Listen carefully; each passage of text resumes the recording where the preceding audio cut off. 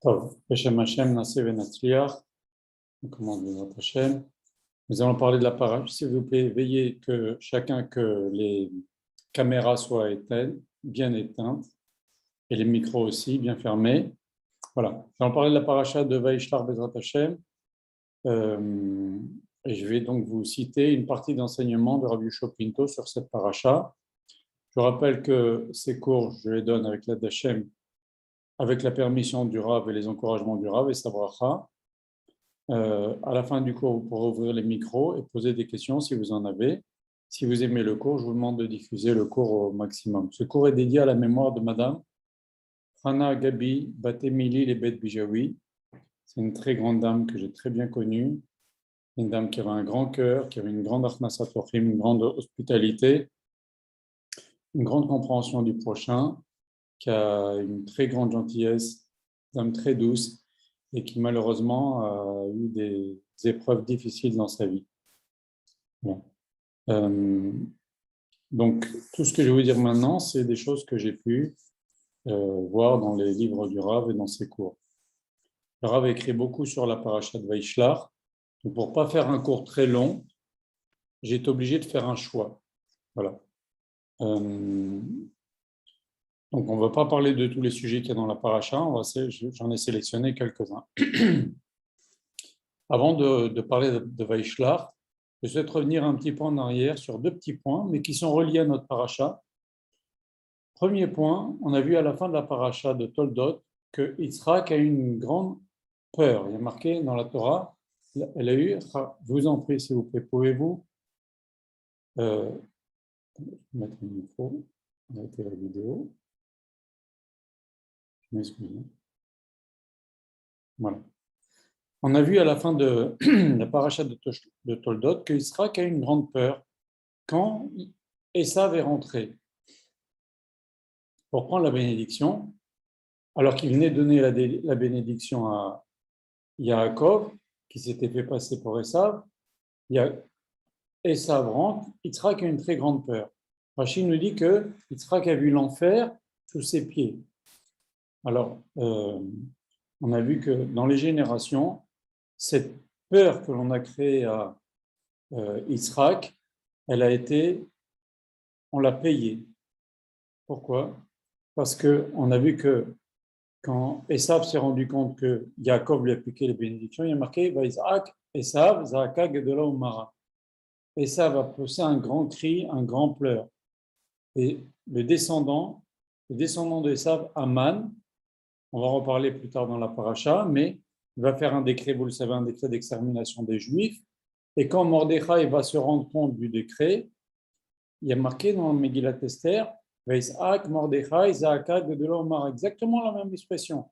Le même pleur que Yaakov a fait à Esav, Aman, le descendant d'Esav, va créer à Mordechai, le descendant de Yaakov. Et Mordechai va créer exactement de la même façon que Esav. Zaaka, Gedola, Umara, un cri grand et amer. Même si on voit que, bien sûr, que Yaakov a bien fait de prendre les devants, de prendre les bénédictions que son père, heureusement. Mais on voit que Yaakov aussi a payé du fait d'avoir trompé, entre guillemets, je mets des guillemets, son père, il s'est fait passer pour Esav. On le voit dans la suite de sa vie. Lorsque Yaakov, le lendemain de la nuit de noces, il a cru avoir passé la nuit avec Rachel, il se rend compte que c'est Léa, il dit à Léa, mais hier je t'ai demandé si tu es Rachel, tu m'as dit oui. Léa, dit le Midrash, lui a répondu, quand ton père t'a dit, est-ce que tu es Esav, tu as dit oui. Et ben voilà, tu t'es fait passer pour Esav, et ben moi je me suis fait passer pour Rachel. Yaakov a payé. Et ça va encore beaucoup plus loin. Lorsque les frères vont vendre Yosef, ils vont prendre la tunique, la ketonnette passim, on va le voir dans la semaine prochaine, ils vont prendre la ketonnette passim de Yosef, ils vont la tremper dans le sang de chèvre et ils vont dire à Yaakov, est-ce que tu reconnais la tunique de ton fils? Ils vont le faire croire que Yosef est mort. Eh bien, c'était quelle peau? Ils ont pris une peau de chèvre. Exactement comme Yaakov Avinu, qui a pris une peau de chèvre pour se mettre sur les mains et sur le cou. Ça nous apprend, tout ça, pourquoi je vous raconte tout ça? Pour nous apprendre que si on fait quelque chose de nécessaire, même mitzvah, puisque c'est le roi HaKodesh qui a dévoilé à Rivka que Israël allait donner les brachot à Esav. Même si c'est quelque chose de mitzvah, si les moyens que l'on utilise ne sont pas super, eh ben, si la méthode laisse à désirer, Akadosh Baruch Hu fait payer la personne. Et même si on s'appelle Yaakov Avinu, ça c'est pour nous apprendre. C'est pour ça que je vous ai raconté tout ça. Et on voit par exemple aussi avec Pénina, on en a parlé cette semaine pour les personnes qui sont dans notre groupe. Pénina, Hana n'avait pas d'enfant, je vous la fais très court. Elle a dit à son mari, écoute, prends une autre femme, au moins tu restes marié avec moi, tu auras des enfants avec l'autre femme. L'autre femme, Pénina, a eu 10 enfants. Et pour motiver Hana, pour que Hana prie plus, Pénina disait à Hana, Hana, elle n'avait pas d'enfant, Hana, elle disait, Hana, c'est l'anniversaire de ton enfant aujourd'hui. C'est déchirant. Une femme qui n'a pas de peine, on lui dit, vas-y, c'est l'anniversaire de ton enfant. Pénina lui disait, Hana, va chercher ton enfant à l'école. Elle n'avait pas d'enfant. Tu dis ça à une femme qui est stérile. Mais Pénina avait une bonne kavana. Elle avait la kavana de faire que Hana pleure plus, prie plus, et pour avoir un enfant. Il n'empêche que Pénina, malheureusement, elle a perdu tous ses enfants après que Hana a eu son premier enfant. Moralité, vous savez, entre parenthèses, Hana a eu son enfant à 130 ans. Comme quoi, il ne faut jamais désespérer. Comme la mère de Moshe Rabbeinu, il a eu son enfant à 130 ans. Ceci pour nous dire que, même si on a les meilleurs kavanot de la terre, il faut faire attention aux méthodes qu'on utilise. Parce que si on n'utilise pas les bonnes méthodes, même si on s'appelle Yaakov, même si on s'appelle Pénina, même si c'est le Shem Shamaim, ça se paye. En revenons à Yitzhak. Chachamim nous demande à quel moment Yitzhak a eu le plus peur? Au moment de la Akedat Yitzhak ou au moment où Esav est rentré et Yitzhak a vu sous ses pieds l'enfer? À quel moment il a eu le plus peur? On pourrait croire que c'est au moment de l'Akedat Yitzhak qu'il a donné sa vie. Il faut s'imaginer, Yitzhak naît dans une famille de tzadikim, son père et sa mère l'ont eu sur le tard, il éduque, c'est la suite de Am Israël passe par Yitzhak. Il y a des anges qui viennent dans la maison, c'est un super tzaddik. À 37 ans, on lui fait la Kedat Yitzhak. Il a tellement peur lui-même, il demande à son père de l'attacher. C'est pour ça qu'on dit toujours la Kedat Yitzhak. Pourquoi on rappelle la Kedat Yitzhak? Parce que pour dire à Kadosh Baruch Hu, regarde Yitzhak, il a eu peur. Il a eu peur que les Yitzhara l'attaque à la dernière minute et qu'il bouge son cou, etc. Donc, Yitzhak a eu peur. Et bien, nos Chachamim nous disent qu'elle a eu encore plus peur lorsque Esav est rentré. Pourquoi?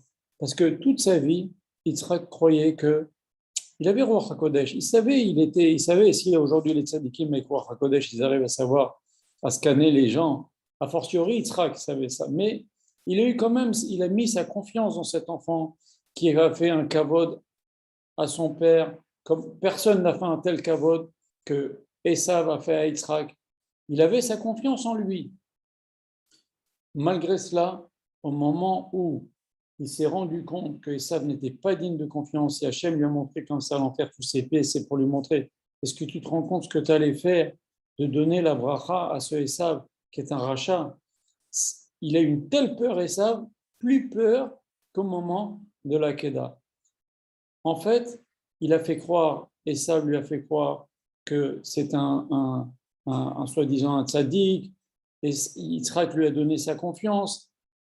Il posait des questions, Esav lui posait des questions spéciales pour se faire passer pour un tzaddik. En fait, quand le jour où Yitzhak s'est rendu compte qu'il s'est trompé en mettant sa confiance en Esav, pour lui, c'était pire que la Kedat Yitzhak. Pourquoi? Parce qu'il n'y a rien de pire que de voir que quelqu'un à qui on a fait confiance nous trompe. Ça, c'est horriblement dur. C'est terrible. C'est pareil pour les couples, etc. C'est terrible. Il faut faire attention à tout ça. Voilà. Donc, pour Yitzhak, c'était une plus grande terreur qu'au moment du sacrifice. Ça, c'est un point que je voulais vous dire aujourd'hui. Deuxième point, c'est l'importance de certains moments critiques de la vie qui peuvent tout faire basculer dans le bien et dans le moins bien. On croit qu'un instant, c'est rien. Regardez, Prenez Esav. Esav, c'est le jumeau de Yaakov. Il est né avant Yaakov. Combien de temps avant il est né? Quelque temps, 5 minutes, 10 minutes, le temps que Yaakov vienne au monde. Et alors, attendez, excusez-moi, j'arrête la vidéo. S'il vous plaît, il faut arrêter la vidéo, d'accord? Donc, le petit instant que Esav est né plus tôt que Yaakov, ça lui a donné le droit d'aînesse. À cause de ça, Yaakov il est obligé de lui racheter le droit d'aînesse. Pour un instant de vie en plus, ça lui a donné le privilège. Donc, normalement, un aîné, il a double part d'héritage. Pour un petit instant, Yaakov, il a été donc obligé de lui racheter le droit d'aînesse. Il est obligé de se déguiser pour lui, entre guillemets, pour prendre les bénédictions, parce que Yitzhak voulait faire les choses bécédères. On voit dans le texte que Yitzhak a été choqué quand il a donné les brachot à Yaakov, et il a été rassuré quand Esav lui a dit « Mais Yaakov, je lui ai déjà rendu le droit d'aînesse, parce que c'est à l'aîné de prendre les bénédictions. » Tout ça, pourquoi? Quelques minutes plus tôt, quelques minutes de vie en plus, quelques instants de vie en plus, quelques instants, c'est l'importance de l'instant. Et à cause de ça, Yaakov est parti. Cet instant de vie en plus, ça fait donc la haine. Il a piqué les bénédictions, ça l'a fait la haine. Il est parti chez Lavan, il s'est fait berner chez Lavan. Maintenant, il y a la haine de Esav, il doit l'affronter. Esav avec 400 soldats. Tout cela, à cause de quoi? D'un petit instant de plus de vie de Esav par rapport à Yaakov au moment de la naissance. Et on voit même encore mieux que ça, l'importance d'un instant. Nos Chachamim nous disent, la Torah nous dit, à peine Yaakov est sorti, après avoir pris les bénédictions, que Esav est rentré. Et le Midrash dit que Yaakov n'a pas eu le temps de sortir, il s'est caché derrière, il a ouvert la porte, il a vu Esav arriver, il s'est caché derrière la porte, Yaakov Avinu. Et c'est d'ailleurs une des explications pourquoi on laisse la porte ouverte au moment de, quand on fait le chez Fochamatecha et la Goïm, au moment du Seder, on va ouvrir la porte de la maison pour nous rappeler que Yaakov n'a même pas pu sortir. Mais supposons maintenant que Yaakov, avant d'aller prendre les bénédictions, sa mère lui a dit « Vas-y, va prendre les bénédictions ». Et Yaakov commence à discuter. « Maman, j'ai peur, il va se rendre compte, il va m'en maudire ». Il a discuté, à la fin, il a écouté sa mère. Mais supposons que Yaakov avait discuté encore 5 minutes de plus. Eh bien, 5 minutes de plus, Esav sera arrivé et n'aurait pas laissé Yaakov prendre les bénédictions. Voilà, un instant, il aurait discuté 5 minutes de plus avec sa mère, Yaakov aurait perdu les bénédictions et tous les nés Israël auraient perdu cette bénédiction. Pourquoi? Parce que nos Chachamim disent que tous les Juifs qui peuvent avoir une certaine bénédiction dans la Parnassa, c'est grâce au brachot que Yaakov a pris chez Esav. Donc imaginez, si Yaakov avait discuté 5 minutes de plus avec sa mère, ça n'aurait été fini pour les bénédictions de Yaakov. Et nous, les bénédictions, pour chaque Ben Israël, les bénédictions de tous les Ben Israël, c'est grâce à Vaïtenecha Elohim, la bracha de Esav de Yitzhak sur Esav. Voilà. Donc, ça, c'est l'importance d'un instant. On voit même dans notre paracha, Dina, à un moment donné, elle a dit, tiens, je vais aller voir les jeunes filles. Elle est entourée de 11 garçons, et Benjamin n'était pas encore né, il était né en tout cas petit, mais je ne me rappelle plus, excusez-moi, mais elle se dit, je vais aller voir les filles de la vie, je vais aller voir si je trouve des copines. Grand mal lui a pris cet instant où elle a pris cette décision-là, elle a payé toute sa vie. Malheureusement, Shrem ben Hamor va la profaner, il va profaner la fille de Yaakov. Et après, sa vie, elle a été gâchée. Et maintenant, dans les générations, j'imagine que là où elle est, Dina, la pauvre dans le ciel, ça doit lui faire mal. Chaque Shabbat Vaishlar, comme le Shabbat qui vient, on va lire qu'elle a été profanée. C'est terrible. Et tout ça, pourquoi? Parce qu'un instant de sa vie, elle a décidé, tiens, si j'allais voir les jeunes filles de la ville là où son père s'était installé. Donc, vous voyez, un instant peut construire une vie. Comme Yaakov, il n'a pas discuté trop longtemps avec sa mère et grâce à son bénédiction, il peut détruire une vie comme l'instant où Dina a décidé d'aller voir les copines ça lui a abîmé complètement sa vie. Et même maintenant, aujourd'hui, peut-être qu'elle le paye avec de la peine quand on lit ce qui lui est arrivé la pauvre chaque année quand on lit la paracha. Donc ça, c'est l'importance d'un instant. Pour raconter plein d'histoires sur l'importance d'un instant, mais je voulais vous en parler. Et on voit encore aussi dans notre paracha sur l'importance d'un instant. On voit que Yaakov retient, après la bagarre entre Yaakov et l'ange d'Esav, Yaakov retient l'ange. Qu'est-ce que l'ange lui dit? Laisse-moi partir car je dois monter maintenant. Et Rachid dit quelque chose d'incompréhensible. Rachid dit, c'est maintenant mon tour, l'ange dit à Yaakov, c'est maintenant mon tour de louer Akadosh Baruch Hu. Ça veut dire, ça fait des années que j'attends le moment de louer Akadosh Baruch Hu. C'est maintenant, pile maintenant, après le combat avec Yaakov, que je dois louer Akadosh Baruch Hu. Et alors, eh ben c'est maintenant, il ne veut pas rater cet instant-là, l'ange. Il y a des anges qui attendent des décennies pour louer Akadosh Baruch Hu. Et lui, c'est son instant. Il ne veut pas rater l'instant. Voilà. Et voilà. Donc ça, c'est des petits exemples. Maintenant, pareil, on voit dans Shemot, Akash Baruch Hu dit à dans Parashat Beshalach, Akash Baruch Hu dit à Moshe Rabbeinu, je vais endurcir le cœur de Paro et je vais m'alourdir, m'apesantir sur les Égyptiens, sur l'armée égyptienne. Ils vont vous poursuivre dans la mer et je vais sévir contre Paro et contre son armée. Et ils sauront que je suis Hachem. Et nos Chachamim demandent, qui va savoir que Akash Baruch Hu, c'est le maître du monde? Les Chachamim ne disent pas seulement les Égyptiens qui sont restés en Égypte, mais même ceux qui vont mourir noyés maintenant, une minute avant leur mort, ils vont comprendre que Hachem, c'est l'Éternel. Et alors, ils vont mourir, de toute façon, à quoi ça sert? Non, cet instant-là, qu'une personne qui va mourir dans une minute, elle va savoir qu'Akadosh Baruch Hu, c'est le maître du monde, c'est important aux yeux d'Akadosh Baruch Hu. On prend qu'Akadosh Baruch Hu le dise à Moshe. T'inquiète pas, ils vont mourir, mais avant de mourir, ils vont savoir que je suis Hachem. Et alors oui, ça c'est important. Un instant, ils vont comprendre un instant qui est Akadosh Baruch Hu. Ça aussi c'est important, même pour ceux qui sont noyés. Pareil, je vais vous raconter deux petites histoires. Le Rav raconte souvent cette histoire. Son grand-père, Baba Meir Abochatzera, un jour, il était en voiture avec son chauffeur, il devait voyager, se déplacer en Eretz Israël, et il voit un camion chargé de bouteilles de Coca-Cola ou de boissons ou d'eau. Et Baba Meir dit à son chauffeur, arrête, fais un signe au camion qui s'arrête et demande-lui qu'il nous donne 2 bouteilles d'eau ou 2 bouteilles de Coca-Cola. Et c'est ce qu'il fait.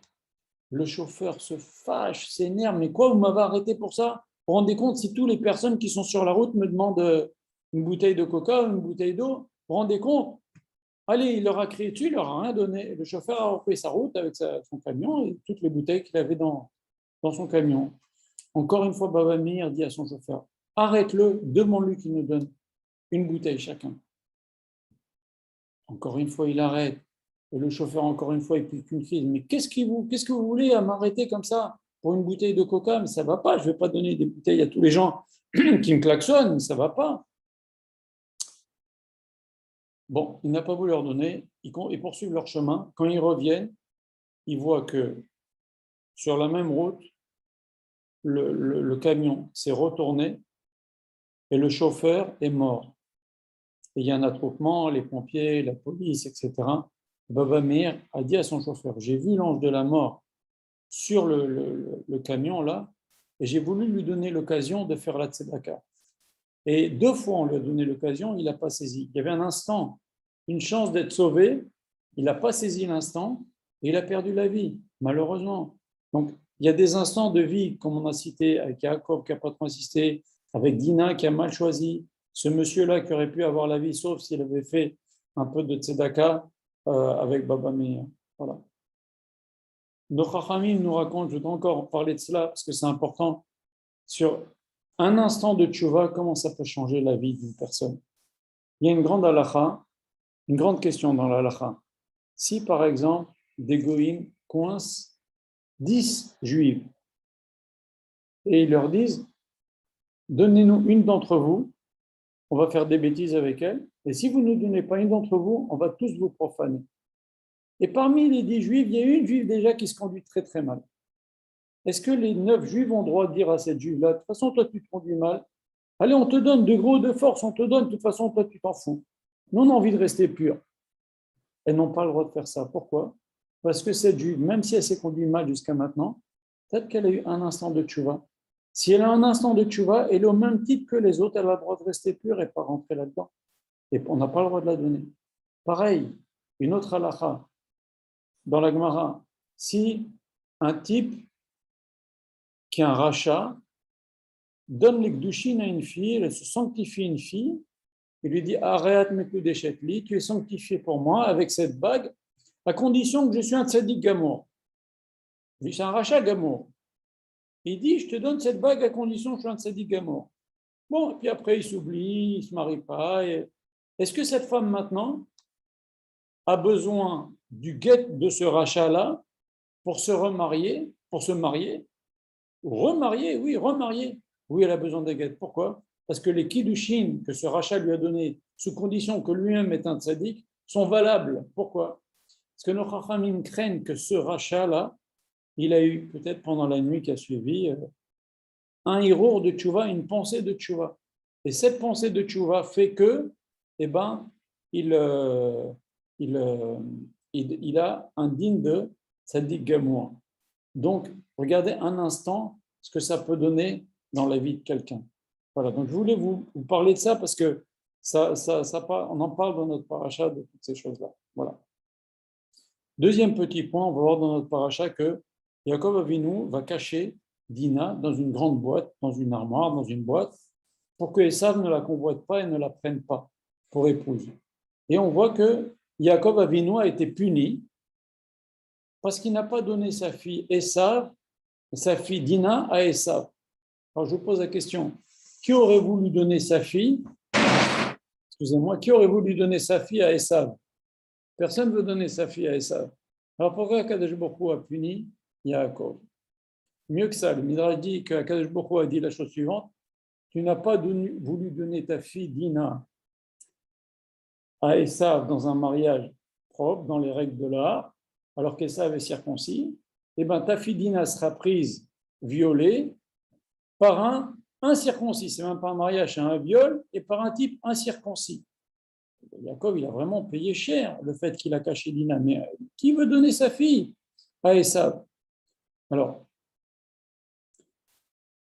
nos Chachamim nous disent que, à force de se prosterner, on va en parler maintenant, mais à force de se prosterner devant la Shekhinah, Yaakov Avinu a enlevé toute l'impureté du cœur qu'il y avait dans Esav.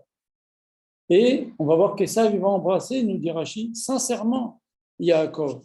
Donc il a eu un moment de bonté, un moment où il s'est conduit bien dans sa vie, à part les moments où il respectait son père. Eh bien, Esav, à ce moment-là, où il est sorti du bien en lui, si on lui avait donné Dina à ce moment-là, il aurait pu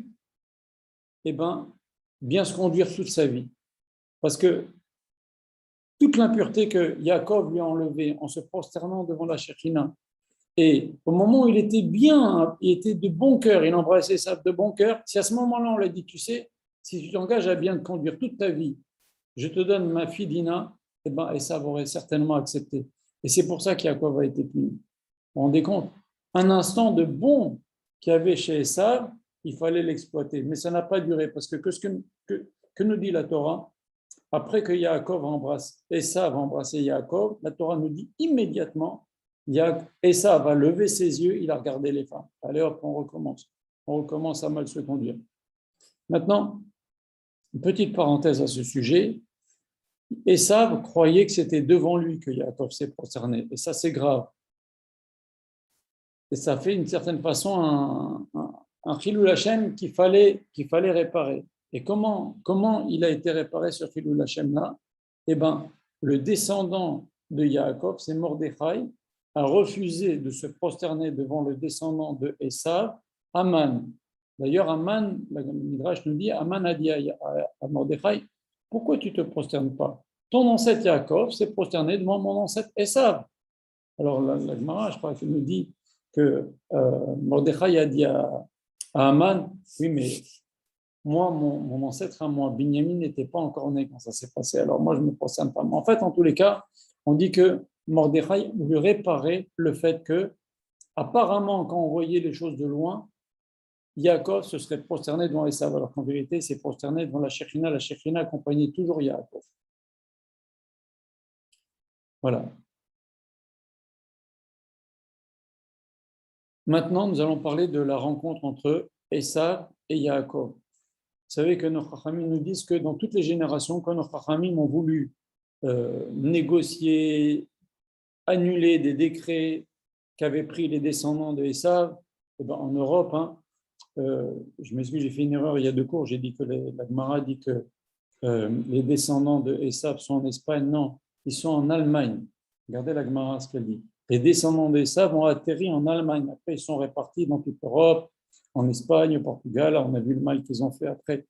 En tous les cas, nos Chachamim, à chaque fois qu'ils avaient des négociations à faire avec les descendants d'Esav pour annuler des décrets, pour les amadouer, ils relisaient la rencontre entre Yaakov et Esav pour prendre des idées de la conduite de Yaakov. Et donc, on va parler de ça maintenant dans notre paracha. Alors, entre parenthèses, on dit que ce passage-là de la rencontre entre Yaakov et Esav, tout ce passage, début de la paracha, jusqu'au moment où Yaakov dit à Esav, vas-y, avant, je te rejoins, on dit que c'est une ségoula pour la parnassa. D'ailleurs, on dit aussi qu'au moment où Yaakov a dit à Esav, vas-y, pars, ça ressemble à quoi? Ça ressemble à Neila et Shmini Atzeret, c'est-à-dire il y a la confrontation avec les accusateurs, mais Neila et Shmini Atzeret, on est seul avec Akadosh Baruch Hu. Yaakov a réussi à se débarrasser de ça. Pour ceux qui veulent voir le cours que j'ai donné la nuit de Shama Rabba, il parle beaucoup de ça. Ou avant Kippour aussi, qui parle de Neila. Voilà. Alors maintenant, nos Chachamim nous disent, donc justement, on prend l'exemple de Yaakov, la façon dont Yaakov s'est préparé devant Esav. Et nos Chachamim nous disent on voit dans le texte, que Yaakov s'est préparé à 3 choses, c'est bien connu, les cadeaux, la prière et le combat. Maintenant, les cadeaux, il faut savoir, c'est simple, ça rapproche les cœurs. Même un verre d'eau, quelqu'un qui a très soif, qui nous demande un verre d'eau, on le dépanne, on lui donne de l'eau, et ben, après, il sera gentil avec nous. Il a de la reconnaissance, ça rapproche les cœurs. Les Chachamim nous disent, Gedola, Legima, c'est chez Mekarev et Alevavot. Invite quelqu'un à manger chez toi, tu vas voir, il va devenir, on va devenir très amis. Mieux que ça, qui est Mekarev et Alevavot, c'est l'alcool. Faire attention à ça. D'où toutes les halachot que notre famille nous dit de ne pas boire de l'alcool en compagnie de non-juifs, etc. Parce que vous remarquez des gens qui boivent de l'alcool, même s'ils ne se connaissent pas, ils boivent de l'alcool ensemble, ils sont copains, on dirait qu'ils sont copains depuis 20 ans. Ils rigolent et ça abaisse toutes les barrières, l'alcool. Ça, faire attention. Mais en tous les cas, les cadeaux, c'est quelque chose qui abaisse les barrières, ça rapproche les cœurs. Et c'est l'occasion justement maintenant de vous parler un petit peu de quelques petits exemples. Qu'est-ce que Yaakov a voulu faire? Il a voulu lui donner du shofar, en fait, ce qu'on appelle de la corruption. Okay, mais la corruption, elle est interdite uniquement envers les dayan. Elle n'est pas interdite dans les relations humaines de faire des petits cadeaux à gauche, à droite. Ce n'est pas de la corruption, mais ça rapproche les cœurs. Alors, mais par exemple, des fois, même dans le travail, j'en sais rien, ce n'est pas interdit d'offrir une boîte de chocolat ou de faire un truc. Pourquoi pas? L'interdit de la corruption, pour nous, c'est de donner à un dayan. Okay, on n'a pas le droit de donner le moins de cadeaux à un dayan. À ce sujet, regardez ce que la Gemara nous raconte, quelque chose d'incroyable. Nom de Rabbi, une histoire qui arrive avec Rabbi Ishmael, ben Rabbi aussi ben Alafta, qui avait donné une partie de son champ à un métayer. Et ce métayer, chaque vendredi, il lui apportait une partie de la récolte. C'était des fruits, il avait des vergers. Et un jour, Rabbi Ishmael voit son métayer arriver chez lui le jeudi. Il lui dit, tiens, pourquoi tu m'apportes les fruits un jour plus tôt? Il dit, aujourd'hui, c'est le jour où les Dayanim jugent. Les Dayanim jugent le dimanche et le premier Mishnah, dans tous les cas, ils jugent un jour en début de semaine et le jeudi. Et c'est pour ça que je suis venu en ville le jeudi. Pourquoi? Parce que je vais te demander de juger un Torah que j'ai avec quelqu'un. Alors, puisque je suis là, je te donne les fruits, je ne vais pas revenir demain, je te les donne aujourd'hui. Rabbi Ishmael a dit, comme tu m'as donné les fruits un jour plus tôt, je ne peux pas juger ton cas. parce que sinon, j'ai déjà eu un petit intérêt. Tu m'as donné les fruits. C'est mes fruits. Ça fait partie de notre contrat. C'est mon salaire pour t'avoir loué le verger. C'est mes fruits. Je les aurai demain, de toute façon. Mais tu me les as donnés un jour plus tôt. Je ne suis pas saoul, je ne peux pas juger. Et la Gemara nous raconte que Rabbi Ishmael, il passait près du Beddin, il entendait son métayer discuter devant les Dayanim. Et Rabbi Ishmael, dans sa tête, il disait: ah, mon métayer, j'espère qu'il va dire ci et qu'il va dire ça. Il essayait dans sa tête de trouver des arguments. Il ne pouvait pas le dire, il était à l'extérieur, mais il disait: j'espère que mon métayer va trouver les bons arguments pour se défendre. Parce qu'il cherchait encore son bien. Pourquoi? Parce qu'il a reçu des fruits qui lui revenaient de toute façon un jour plus tôt. Regardez comme c'est fin. Regardez même jusqu'où ça va. Nos Chachamim nous disent, si maintenant un Dayan, quelqu'un, le Dayan sait que monsieur A a raison contre monsieur B. Et monsieur A est bien, il lui donne un cadeau. Et monsieur A lui dit, de toute façon, tu vas me donner raison, n'est-ce pas? Oui, je vais te donner raison. Alors prends mon cadeau, il n'a pas le droit d'accepter. Même si pour dire la même chose que ce qu'il avait prévu de dire. Pourquoi? Parce que, nous dit Chachamim, le psak halacha, la décision du Beddin doit venir de la Torah. Et même si c'est la même décision qu'il va dire en recevant le cadeau, mais c'est plus la Torah qui parle, c'est le cadeau qui fait parler. Comprenez? Et ça, c'est l'importance du shofar. Il faut faire très attention. Et même mieux que ça, la Torah nous dit qu'on n'a pas le droit, quand on a un din Torah, d'aller voir un des Dayanim et de commencer à lui raconter notre histoire. Dayanim, pardon, c'est pas nous qui n'avons pas le droit, c'est le Dayan qui n'a pas le droit d'écouter les personnes. Pourquoi? Parce qu'on commence tout de suite à prendre fait et cause pour la personne qui nous raconte. D'ailleurs, même aujourd'hui dans les tribunaux non juifs, celui qui accuse l'autre et qui commence à raconter j'accuse de ci, j'accuse de ça vous savez, dans l'acte d'accusation, et bien déjà, c'est à l'autre de se justifier devant le juge. Donc, il y a aussi cet interdit pour les dayanim. On va passer. Le Rav raconte aussi, dans un de ses livres, une histoire extraordinaire. Quand il était à l'Yeshiva, il y avait deux amis qui, d'un seul coup, ils ont commencé à rentrer dans une guerre. Ils sont devenus des ennemis du jour au lendemain. Et le Rav a essayé de faire le shalom entre eux, mais il ne savait pas quelle était la nekuda. Pourquoi ils sont mis d'un seul coup à se haïr? En désespoir de cause, le Rav a dit un des deux, qui était son ami, lui dit: écoute, regarde ce que tu vas faire. Tu sais où est sa chambre? Tu rentres dans sa chambre et tu lui mets, chaque 2 jours, tu lui mets un paquet de biscuits dans son placard. Tu ne dis pas que c'est toi, il ne te voit pas. Tu vois quand il n'est pas là. Est-ce que c'est ce que son ami a fait? Donc, une des personnes qui était en haine contre l'autre, mais qui voulait faire le shalom, mais l'autre ne voulait rien entendre, elle est partie chez l'autre, elle a mis dans son placard un paquet de biscuits tous les 2 jours, sans dire que c'était elle, sans que l'autre puisse reconnaître que c'était elle. Eh bien, sans le savoir, l'autre, son cœur s'est ramolli, et finalement, ils ont fait le shalom, ils sont redevenus amis comme avant. Grâce à quoi? Grâce à du shochad, grâce à un cadeau, la force du cadeau, même si on n'est pas au courant qui nous a donné le cadeau. Et nos Chachamim nous racontent une histoire, je ne sais pas si c'est nos Chachamim, une histoire qui est arrivée après. Non, c'est une histoire qui est arrivée après, mais c'est marqué aussi dans le livre du Rav qu'il y avait un jour un Dayan, il ne comprenait pas pourquoi, lors d'un din Torah, il avait vraiment donné envie il était plus arbitraire, comment vous dire, il était plus impartial comme dans les autres dîners Torah. Il avait envie de donner vraiment raison à un des deux, vraiment raison, vraiment raison. Et quand il a vu ça, il a mis fin au din Torah, il a dit: ah, on arrête tout, je veux réfléchir. Et on reprend le din Torah demain. Il est parti, le Dayan, il a mis son manteau qui était dans le couloir, et qu'est-ce qu'il a trouvé dans le manteau? Un billet. C'est-à-dire le Dayan, pendant qu'il jugeait, il a reçu un billet, mais il ne savait pas. L'autre lui a mis dans la poche de son manteau. Une des deux parties lui a mis dans la poche de son manteau. Eh bien, sans le savoir, ça a eu de l'effet sur l'esprit du Dayan. Donc, regardez la force du cadeau. Voilà. Donc, au début de notre paracha, on voit, maintenant, c'est le titre que j'ai donné à ce cours, quelque chose d'incroyable. Le secret que Yaakov Avinu a voulu apprendre à toutes les générations. Écoutez, c'est extraordinaire. On voit au début de notre paracha, on dit à Yaakov que Yaakov envoie des anges, des vrais anges, qui frappent Esav, qui frappent les soldats de Esav. Le Midrash dit que les anges sont venus, ils ont frappé les soldats de Esav, ils frappent Esav, il dit: mais qui vous êtes? Ah, on est les descendants de Yitzhak, nous. Esav, c'est descendant d'Israël, il frappe. On est descendant d'Abraham, on le frappe.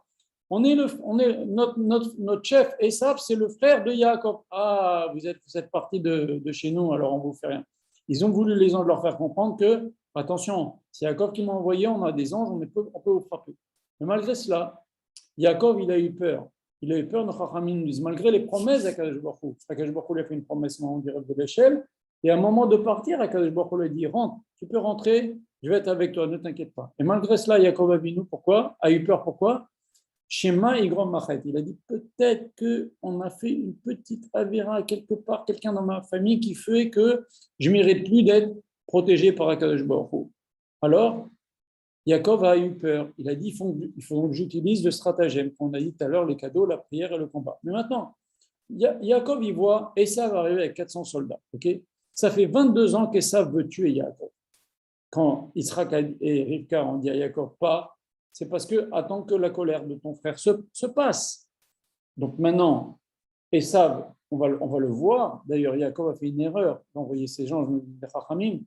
Quand tu veux traverser une route et il y a un chien devant la route, tu ne vas pas tirer l'oreille du chien pour dire est-ce que je peux passer. Tu passes.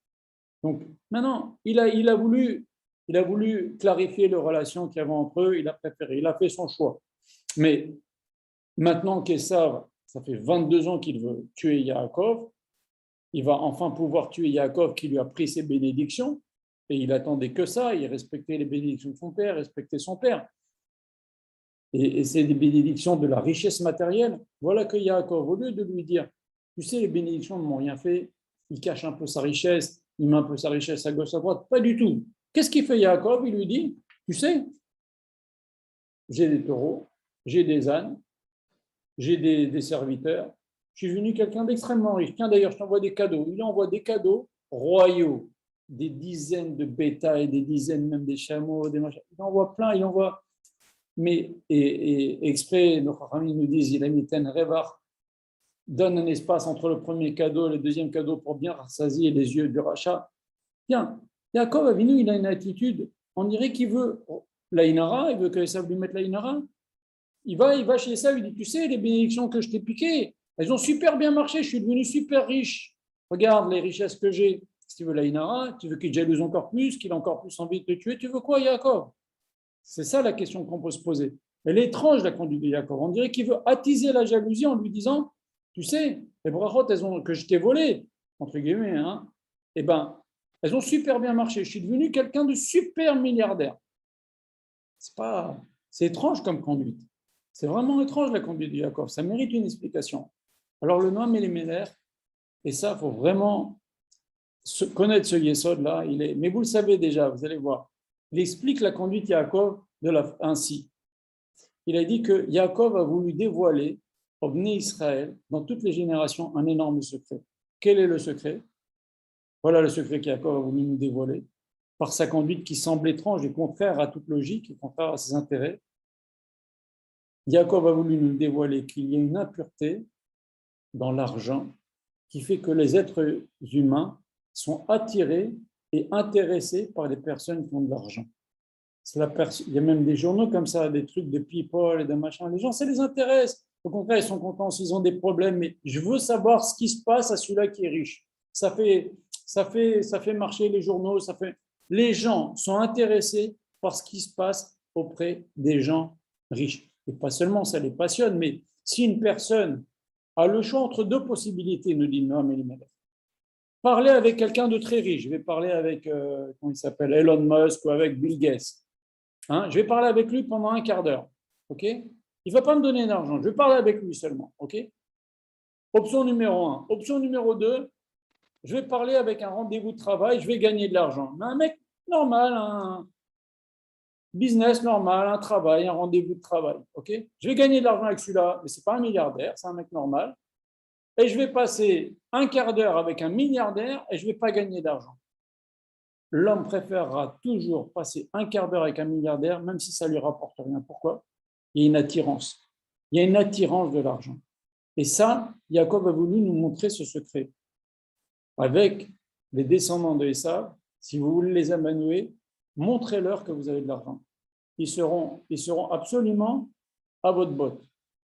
Et c'est pour ça que nos Chachamim, à chaque fois, ils lisaient la paracha de la rencontre de Yaakov et d'Esav pour nous comprendre la chorma qu'a fait Yaakov de nous montrer, car il le savait, que Esav, malgré toute la haine, au lieu d'être jaloux que Yaakov lui montre ses richesses, il dit « Oh là là, je vais pouvoir parler avec quelqu'un de riche. Oh, je vais connaître quelqu'un de riche. Ça me flatte. Ça flatte mon ego. Je suis très content. » Et comme ça, Yaakov l'a mis dans sa poche. C'est ça le secret que Yaakov a voulu nous dévoiler en faisant ce qu'il a fait, alors que c'est complètement, a priori, contre-productif. Et donc, il a pris le risque de recevoir le mauvais œil de Esav, de rendre Esav encore plus jaloux et d'attiser la haine de Esav parce que les bénédictions, elles ont bien marché. Voilà, Yaakov est devenu très riche, mais il savait que la meilleure façon de calmer Esav et lui montrer qu'il était devenu milliardaire, et cela a rapproché Esav de lui. Mais c'est quand même extraordinaire si on y réfléchit. C'est un risque énorme et ça a bien fonctionné. Voilà. Deux derniers petits points. Nos Chachamim nous disent que quand, à la fin de la nuit, l'ange d'Esav, vous savez, nos Chachamim nous disent, dans Masechet Brachot et Marloquet, à quoi ressemblait l'ange d'Esav. Il y en a qui disent qu'il ressemblait à un rachat, comme Esav. Il y en a qui disent qu'il ressemblait à un Talmid Chacham. Ah ouais? Oui. Parce que des fois, le Satan, il se présente comme une mitzvah. C'est pour ça, bon, on en a déjà parlé dans des cours, mais c'est pour ça qu'à la fin des temps, il sera tué. En tous les cas, la Torah nous raconte qu'à la fin de la nuit, à l'approche de l'aube, l'ange d'Esav va frapper la hanche de Yaakov. Alors, c'est quoi cette histoire de hanche? La hanche, c'est la Brit Mila. Quand Abraham dit à Eliezer, mets ta main sous ma hanche, ou Yaakov dit à Yosef, mets ta main sur ma hanche et jure-moi, et jure-moi, et jure-moi, c'est la Brit Mila. Et l'ange, il a frappé Yaakov au niveau de la Brit Mila. Il lui a luxé la hanche, mais c'est au niveau de la Brit Mila. Qu'est-ce que ça vient nous apprendre? Cette histoire-là, la fin de la nuit, c'est la fin de la galoute. Nous disent les Chachamim, dans le Zohar en particulier.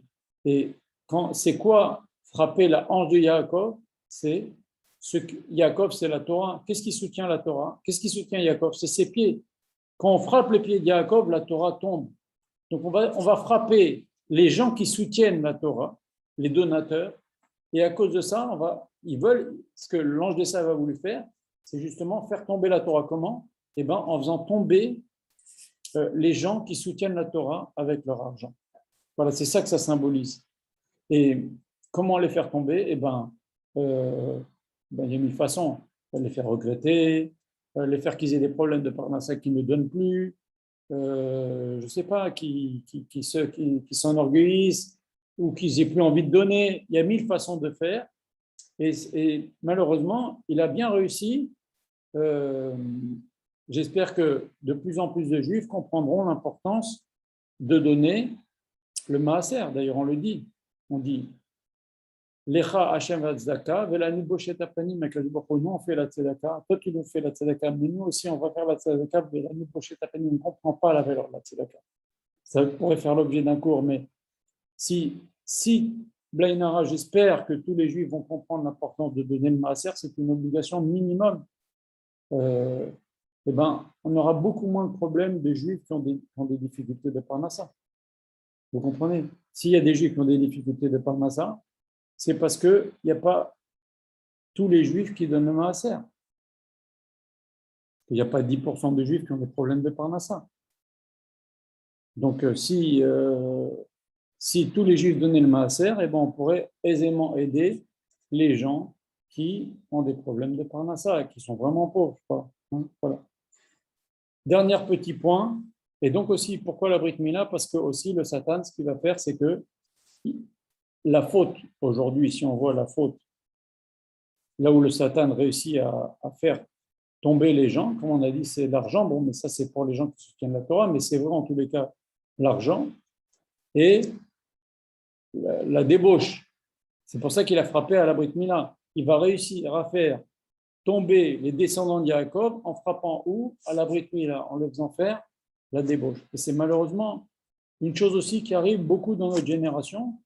Si on est à des, je sais pas, 40% de mariage mixte ou 30%, vous voyez, dans d'autres pays comme les États-Unis, n'en parlons pas. Ça, il réussit le Satan. Et là, notre paracha, Elle nous a prévenu qu'il va frapper là. Il va essayer de faire tomber. Avant, c'était encore pire. Hein. Avant, c'était encore pire, les mariages. Voilà. Dernier petit point. Mardi, on va faire la Iloula d'un grand tzaddik qui s'appelait le Bataïm, qui a vécu à peu près il y a 60 ans, à l'époque de Rabbi Nachman de Breslav. C'était un Russe qui est venu en Eretz Israël à Sfat. Et il a eu vraiment une vie très difficile, très très difficile. C'était une époque très dure à Sfat. Il y a eu des épidémies, il y a eu un tremblement de terre énorme. Il y a eu les gens qui habitaient, les non-juifs qui habitaient autour de Sfat, qui ont attaqué plusieurs fois, ils les ont fait prisonniers, ils les ont frappés, ils ont violé des femmes, ils ont pris leur argent. C'était terrible cette époque-là. Et il écrit dans son livre quelque chose d'extraordinaire. Il dit, on a vu que dans le moment du rêve de l'échelle, il y avait les anges qui montaient et qui redescendent. Rachid pose la question, il dit, mais normalement, les anges, d'abord, ils descendent, après, ils montent. Ils viennent du ciel, les anges. Et puis il dit, non, Rachid, c'est les anges qui ont accompagné Yaakov. Les anges de toutes les mitzvot qu'il a fait Yaakov pendant ses 14 années d'études et toute sa vie, il a étudié la Torah. Les anges qui ont accompagné Yaakov, que Yaakov a fait grâce à ses mitzvot, à son étude, ils l'ont accompagné en Eretz Israël, ils ne pouvaient pas sortir en dehors d'Israël, ils sont montés. Et des anges qui allaient accompagner Yaakov en dehors d'Israël sont descendus. Ça, c'est ce que dit Rachid. Et maintenant, on voit à la fin de Parashat Vaishlach, Yaakov, il voit des anges venir à sa rencontre. Et c'est eux-mêmes que Yaakov va envoyer, Vaishlach Yaakov, il va envoyer Yaakov, ces gens, c'est savent. Alors, Rachid aussi nous dit, qui c'était ces anges qui viennent à la rencontre alors que Yaakov n'est pas encore entré en Israël? Les anges d'Eretz Israël, cette fois-là, ils sont sortis d'Israël, ils sont venus à la rencontre de Yaakov Avinu. Le Bataïn, il dit quelque chose d'extraordinaire. Il dit, comment ça se fait que ces gens ne sortent pas d'Israël? On l'a vu. Et maintenant, ils sortent. Parce que Yaakov Avinu, nous dit, le Bataïn nous dit, comme Yaakov Avinu avait une envie énorme de retourner en Eretz Israël, c'est comme s'il y était déjà, et donc les anges sont venus à sa rencontre. On compte, c'est extraordinaire. Et David Amelech, il dit quelque chose d'extraordinaire. Il dit,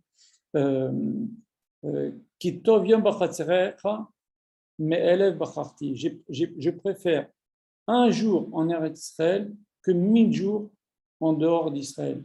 Il n'y a pas plus grand que de vivre en Eretz Israël. Je suis passionniste, mais il faut reconnaître dans nos textes que la mitzvah d'Eretz Israël, c'est une mitzvah de Yishuv Eretz Israël. Si on peut la faire bien, pour vraiment que ce soit une aliyah rouchani, eh ben, c'est un srout incommensurable. Les mitzvot qu'on fait en Eretz Israël, elles ont beaucoup plus de poids que les mitzvot qu'on fait en Chutz La'aretz. David Amelech dit dans Teilim, on a voulu me faire faire Avodah Zarah. Les Chachamim dans la Gemara, ils nous disent, ah ouais, à quel moment de la vie de David Amelech on a voulu lui faire faire Avodah Zarah? Le Chachamim m'explique comme ça, à un moment donné, David il s'est trompé, il est sorti d'Eretz Israël, il s'est fait attraper par le frère de Goliath, etc. Et à partir du moment où quelqu'un est en dehors d'Eretz Israël, une part de ses mitzvot va dans l'ange tutélaire du pays. Par exemple, on fait des mitzvot en France, et ben, les srouillottes qu'on peut prendre nous, et ben, il y a une grande partie qui va dans l'ange tutélaire du pays, qui garde pour les membres de son pays. C'est pour ça que là où il y a des juifs, il y a la bracha. Pourquoi? Parce que l'ange tutélaire du pays prend une partie des mitzvot des juifs qui sont là et il redistribue ce srout-là. Et grâce à ce srout-là, eh ben, il y a la bracha dans le pays. Et donc, David Amelech a dit, quand je suis sorti d'Eretz Israël, on a voulu me faire Avodah Zarah, c'est quoi? C'est que mes mitzvot, eh ben, elles ne vont pas directement Kaviyachol devant un Kadosh Baruch Hu. Il y a un ange qui prend une partie pour les gens qui habitent dans son pays. C'est comme Avodah Zarah. Donc, bon, il ne faut pas déformer ces propos-là.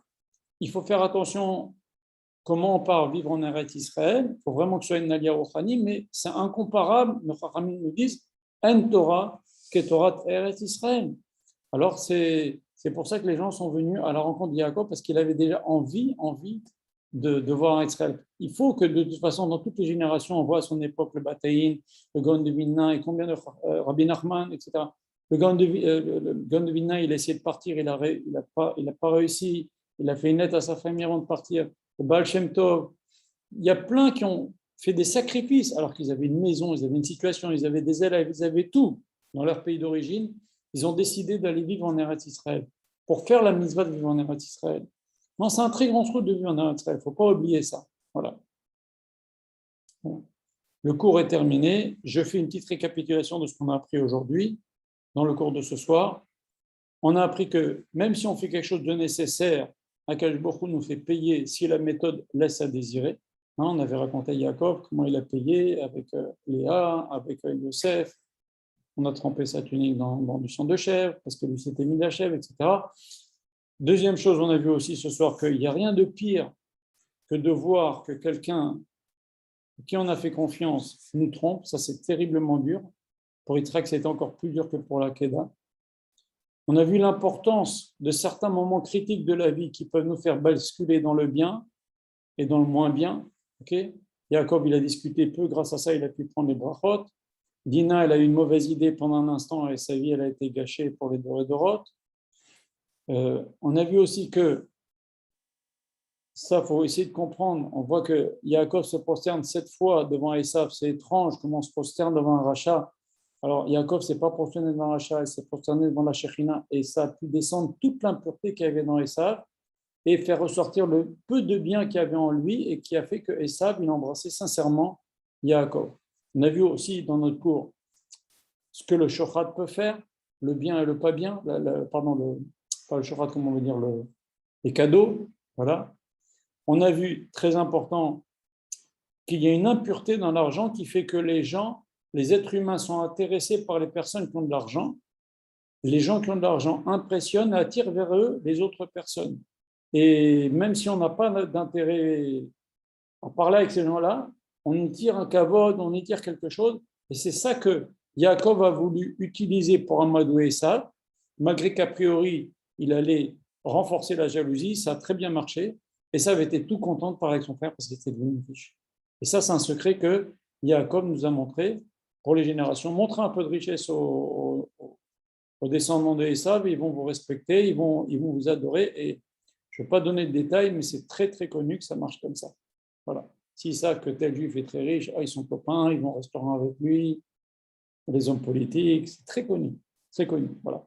On a vu aussi dans notre paracha les tomrés de Raïta, quand Esav va frapper, l'ange d'Esav va frapper Yaakov, il a frappé au niveau il a luxé la jambe, c'est les soutiens de la Torah. La jambe, c'est ce qui soutient Yaakov, qui est la Torah. Les soutiens de la Torah, c'est qu'à la fin des temps, les donateurs, l'ange de Esav, il va les frapper, il va les détourner, il va les décourager, il va leur faire perdre leur panassa.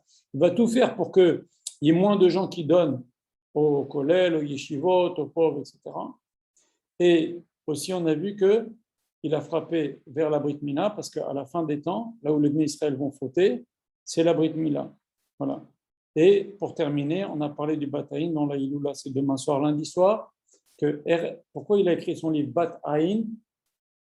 Bataïn, ça veut dire la prunelle des yeux, parce que Eret Israël, c'est la prunelle, entre guillemets, la prunelle des yeux d'Akadosh Baruch Hu. On a vu que les anges d'Israël sont venus à la rencontre de Yaakov, parce que Yaakov, déjà, il avait tellement envie d'y être, c'est comme s'il y était. Voilà. Le cours va être visible sur YouTube. Je mettrai le lien dans le groupe. N'hésitez pas à revoir le groupe. Le cours, pardon, on a parlé de choses intéressantes. Et si le cours vous plaît, n'hésitez pas à transmettre le lien. Je vous laisse encourager les autres aussi à suivre le cours, les prochains cours. Et plus il y a de gens qui verront le cours, et plus les gens commenceront à goûter les enseignements de Rabbi Yoshua Pinto. N'oubliez pas de prier pour sa guérison. Et maintenant, je vous laisse la parole. Si vous avez des questions, pour ouvrir les micros. Est-ce qu'il y a des questions?